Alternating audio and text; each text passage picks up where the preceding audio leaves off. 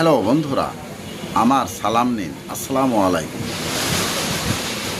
আশা রাখছি আপনারা সবাই ভালো আছেন ইনশাল্লাহ, এবং আমার কামনাও তাই।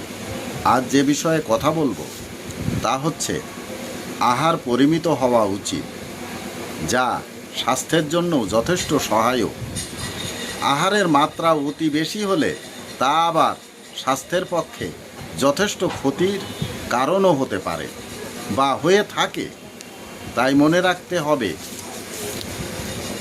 যত বেশি করে আহার করবে তত বেশি ঔষধের প্রয়োজন হবে। আজ এখানেই রাখার অনুমতি চাইছি। আবার দেখা হবে অন্য কোনো ভিডিওতে।